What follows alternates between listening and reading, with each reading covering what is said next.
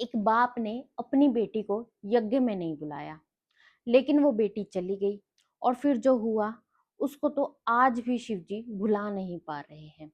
Welcome to day 28 of 365 days 365 Shrimad Bhagavat की कथाएं। भगवान शिव जी और उनकी पत्नी सती, सती के पिता दक्ष, दक्ष के घर पे बड़ा यज्ञ था। दक्ष ने सभी ऋषियों को बुलाया, सभी देवताओं को बुलाया, लेकिन अपनी ही बेटी और दामाद को नहीं बुलाया। दामाद को इसलिए नहीं बुलाया क्योंकि जो दक्ष थे वो भगवान शिव को पसंद नहीं करते थे।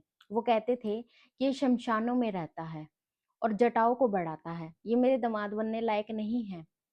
लेकिन जब माता सती को वो ये पता लगा कि मेरे पिता के घर पे हवन हो रहा है, तो माता सती से रुका नहीं गया।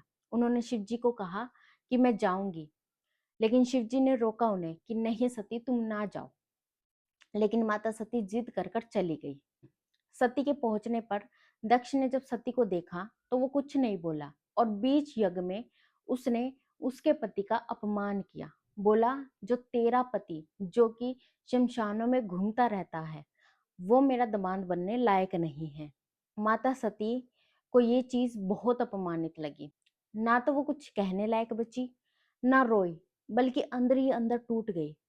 और उसने जो वहां पर जो यज्ञ हो रहा था उसी यज्ञ में वो विलीन हो गई। जब भगवान शिव को ये बात पता लगी कि माता सती ने अपना देह संस्कार कर लिया है, तो भगवान शिव वहां पहुंचे और भगवान शिव ने माता सती की देह को उठाकर तीनों लोकों में घूमने लगे। जब भगवान विष्णु को ये बात पता लगी तो उन्होंने अपना सुदर्शन चक्कर चलाकर माता सती के 108 टुकड़े कर दिए और वो 108 टुकड़े आज भी पृथ्वी पर माता शक्ति के पीठ के रूप में उपस्थित हैं। मतलब ये है कि इज्जत बाहर से नहीं, बल्कि सबसे पहले आपके अपने घर से मिलती है।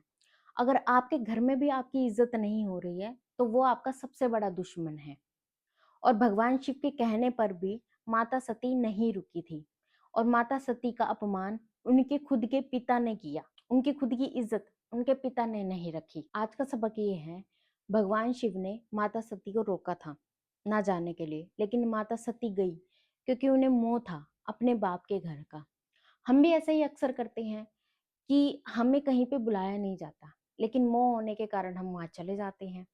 लेकिन हमें ऐसा नहीं करना चाहिए। जहां आपकी इज्जत ना हो, चाहे बेशक वो आपका घर ही क्यों ना हो, वहां आपको जाना भी नहीं चाहिए। कल मिलते हैं एक और नई कथा के साथ। जय श्री कृष्ण।